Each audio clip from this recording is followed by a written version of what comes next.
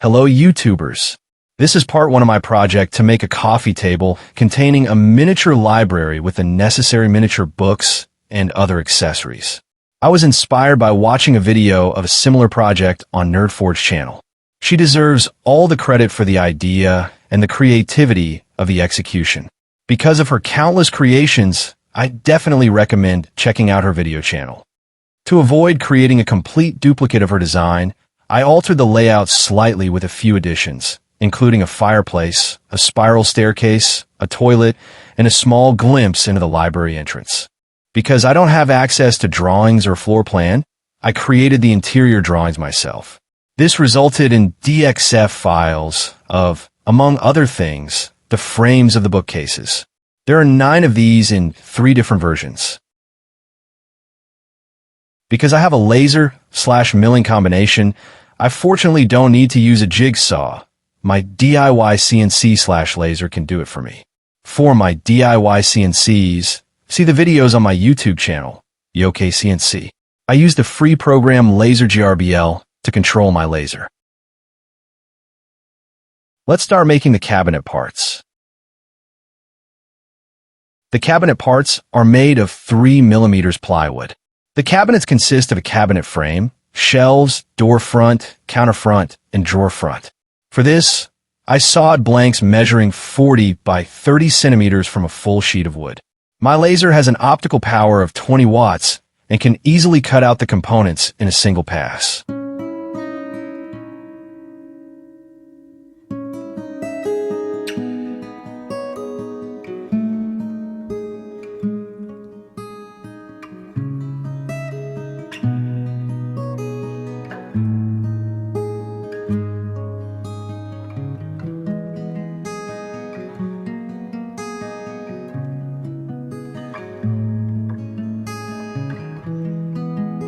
I use tabs when creating the Laser GRBL files.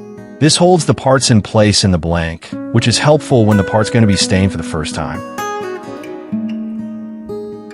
The blanks used were 9 for the cabinet frame, 3 for the shelves, 1 for the door and drawer frames, and 5 for the doors, drawers, and such. Painting is certainly not my favorite activity, but it is, of course, necessary. I use water-based walnut wood stain. For the best result, apply 3 coats, lightly sanding in between. As mentioned, the parts are still in the blanks, and you'll see me applying the first coat.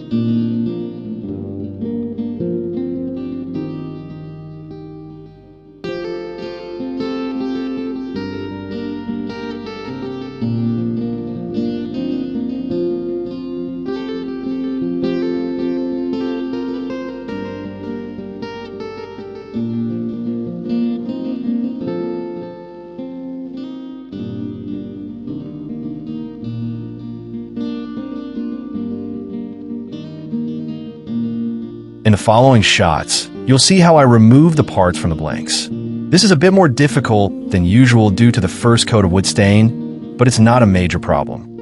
To show you which parts make up the frame of the bookcase, I will limit myself to detaching the parts for one bookcase.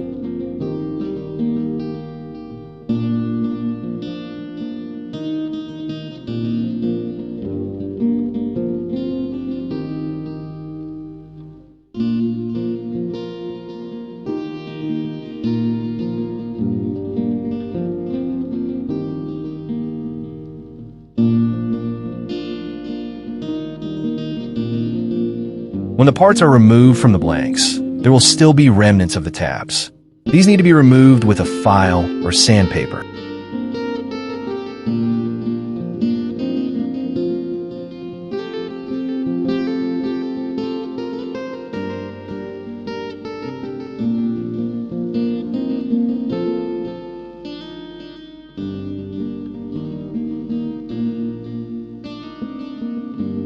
You can also see me rounding the front edges of the cabinet shelves and the top panel.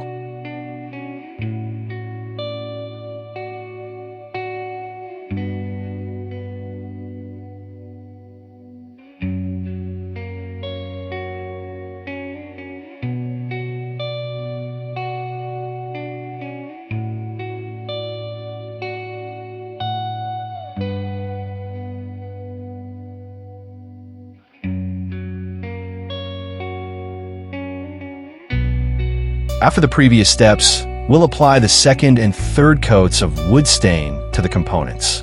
Between the coats, you'll need to lightly sand them again. Check the wood stain you purchased for the drying time between coats. Due to the large number of components and the drying time between coats, this process will take a considerable amount of time.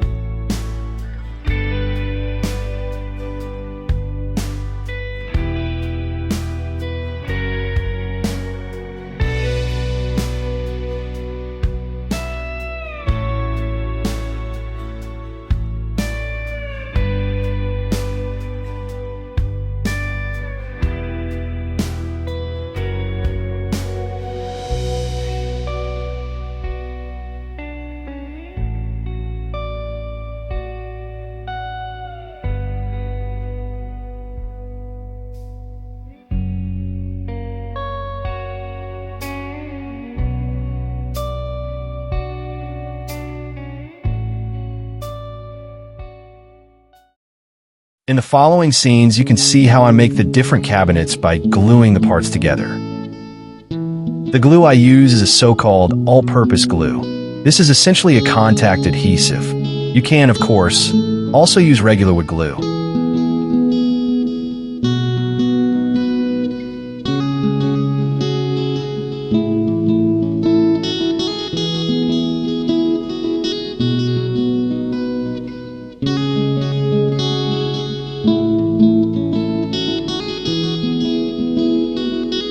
As the video shows, I first glue the two side panels.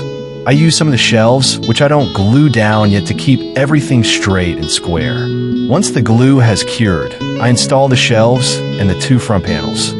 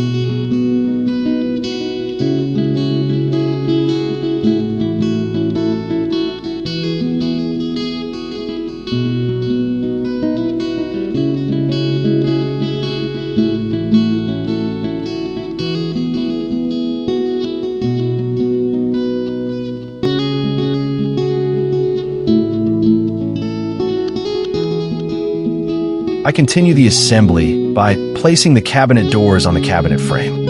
As doorknobs for the cabinet doors and drawers, I use brass nails, retaining only the heads. The library consists of 9 bookcases distributed across the 2 longest walls. One side has 4 bookcases and the other 5. 6 of the bookcases have cabinet doors, while the other 3 have drawers.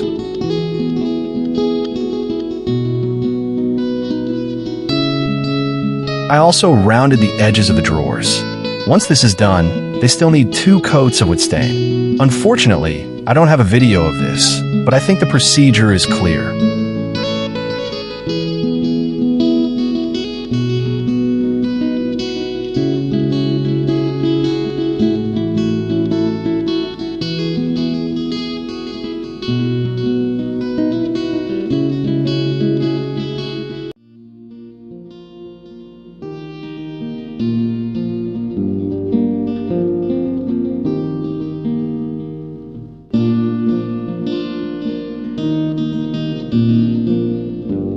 As mentioned before, I made the doorknobs and drawer pulls from brass nails. This scene will hopefully make the process clear.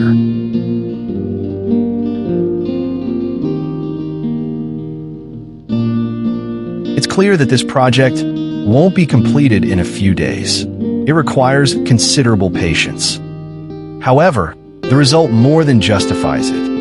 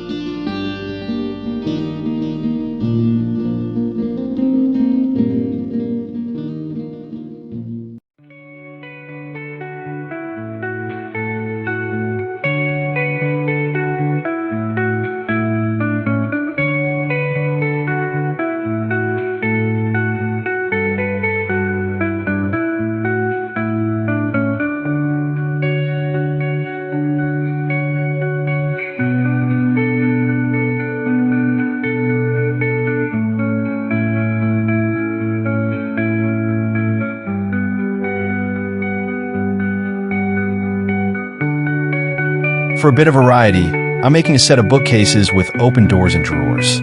To achieve this, I'm making a few drawers that not only consist of front, but also a compartment for small accessories.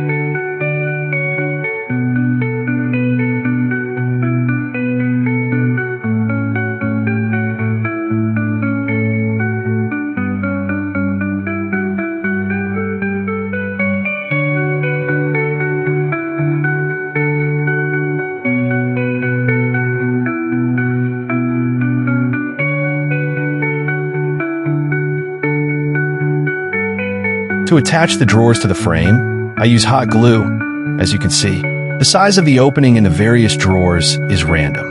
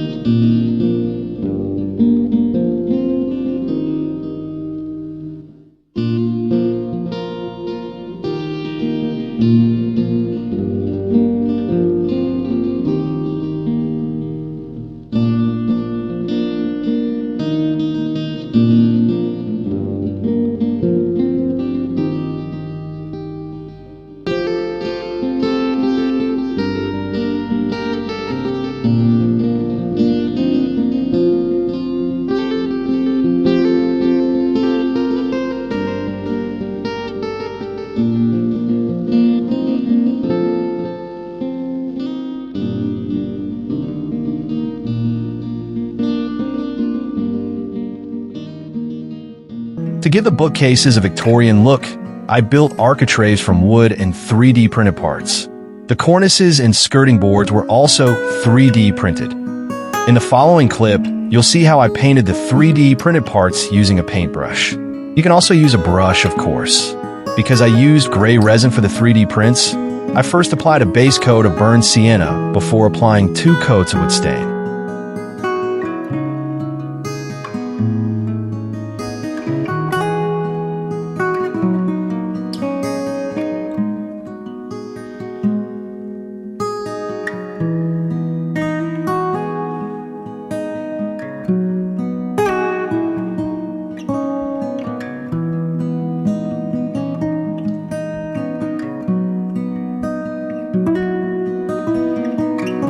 Here you see the components for the architraves and cornices after applying a base coat and 2 coats of wood stain.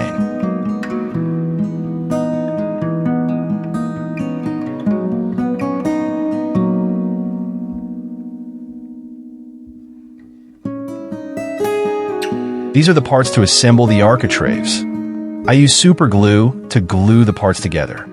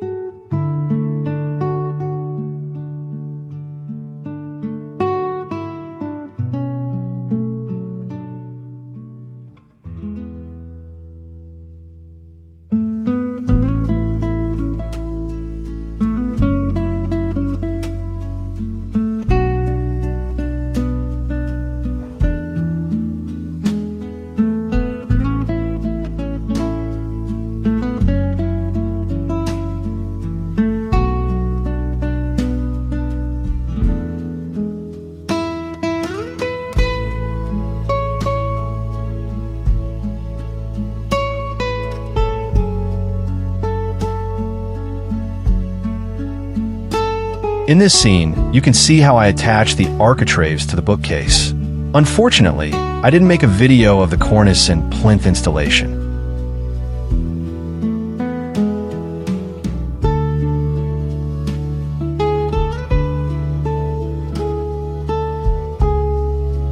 As you can see, I used another cabinet to make sure everything was connected correctly.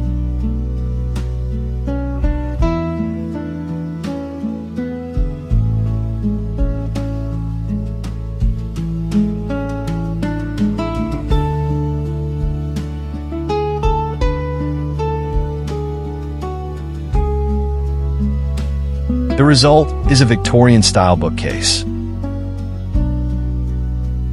The library consists of 2 walls with bookcases on either side. One wall consists of 2 sets of 2 bookcases, with a small wall in the middle containing a fireplace. The other wall consists of 5 bookcases. In this section, you can see that the bookcases are connected to each other by means of an architrave. The cabinets are in a way connected that the outer edges of the architrave are flush with the inside of the cabinet.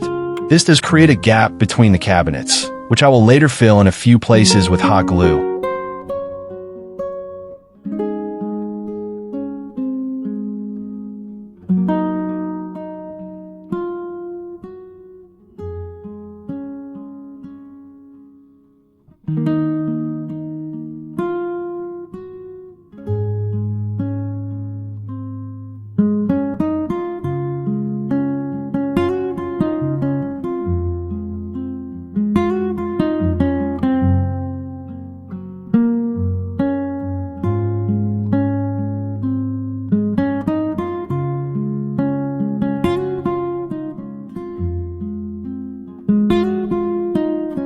As I mentioned earlier, a gap appears when joining the cabinets. In this scene, you can see how I fill some of it with hot glue. This creates a stronger joint.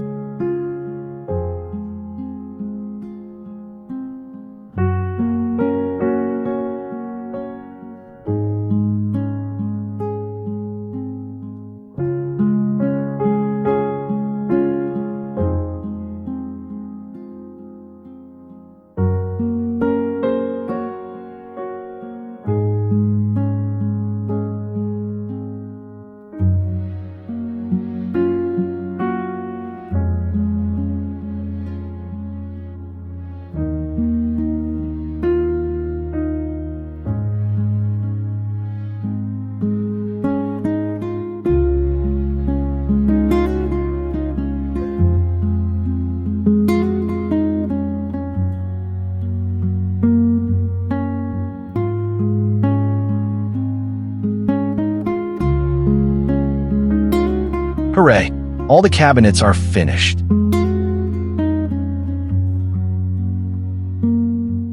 Now that the cabinets are finished, the fun part begins, making the accessories.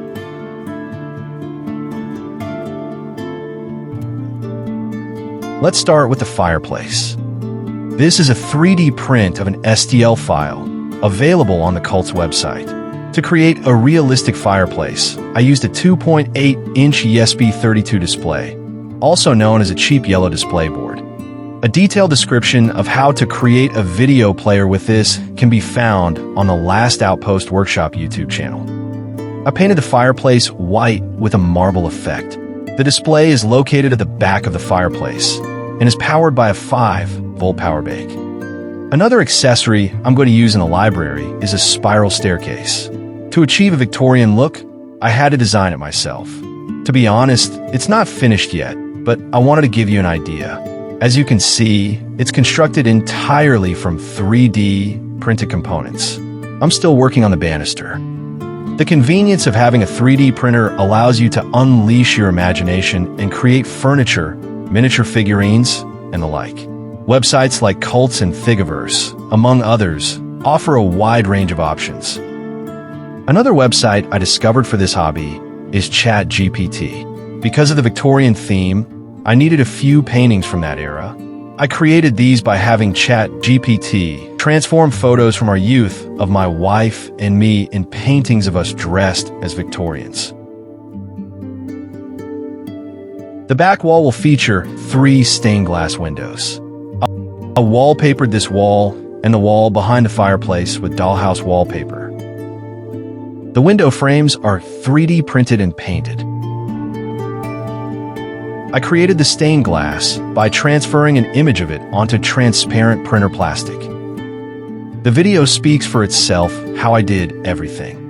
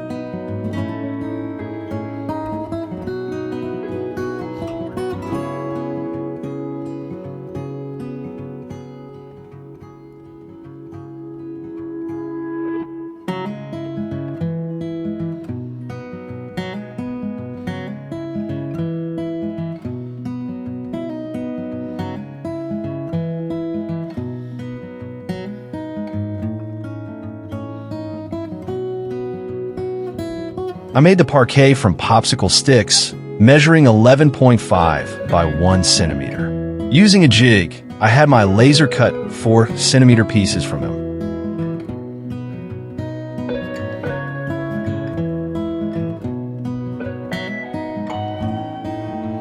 As you can see in the video, I'm laying it in a so-called herringbone pattern. This is a lot more work, but it fits better with the theme of a library in a Victorian villa.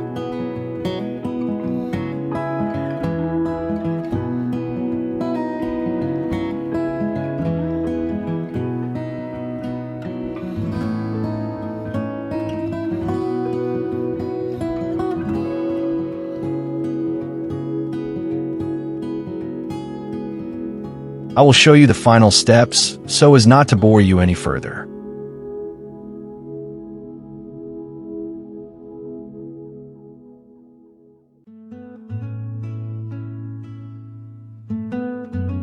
After the floor was finished, I sanded it and painted it twice with gloss varnish. I haven't counted them, but there are hundreds of miniature books that need to be made. In the following scenes, I'll show you how I do it. Printable book covers in Dollhouse format 1:12 are available on websites such as Etsy. If you print them, use slightly thicker printer paper. I use paper with a thickness of 180 grams per square meter. I have used both glossy and matte photo paper.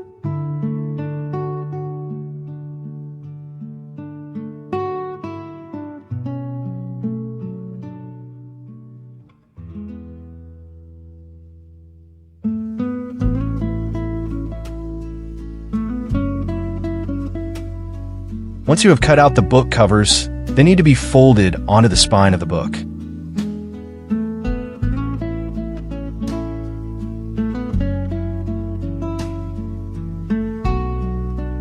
As you can see, I use a lollipop stick to give the spine a curve.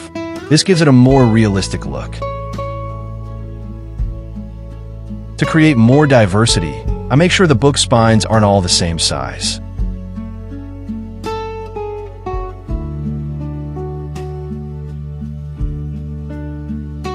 For the book content, you can use different materials, such as thick cardboard and so on. However, I chose XPS foam because I had it on hand. I first cut strips the width of the book from 2 cm XPS. From these strips, I then cut strips of varying thicknesses to represent the thickness of books.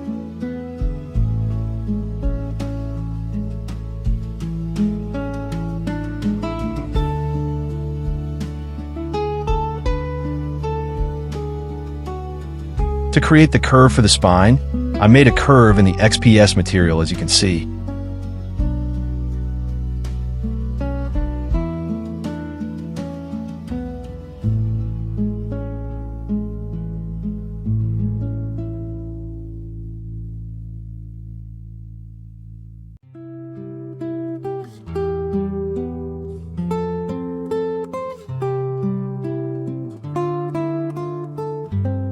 Here you see me placing the last books in the bookcase.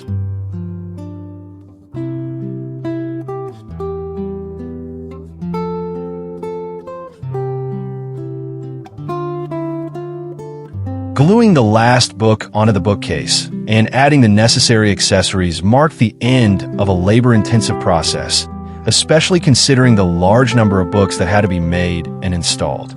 Making and installing the various accessories truly brought the whole thing to life during the process and exceeded my expectations. It has become a beautiful diorama. It can, of course, be used independently, but I chose to integrate it into my coffee table. In the next part, I'll show you how I did this. To give you an impression of what the whole thing will look like later, here is a small impression.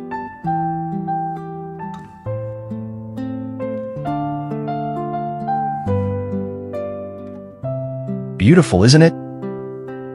I'd like to conclude this video by thanking Martina and Hungsi from the NerdForge website again for the idea and design. Respect. If you're curious how I built this diorama into a coffee table, check out part 2. I haven't decided yet whether I will use an existing coffee table or whether I will make one according to my own design. If you like this project, please subscribe to my channel and leave a comment.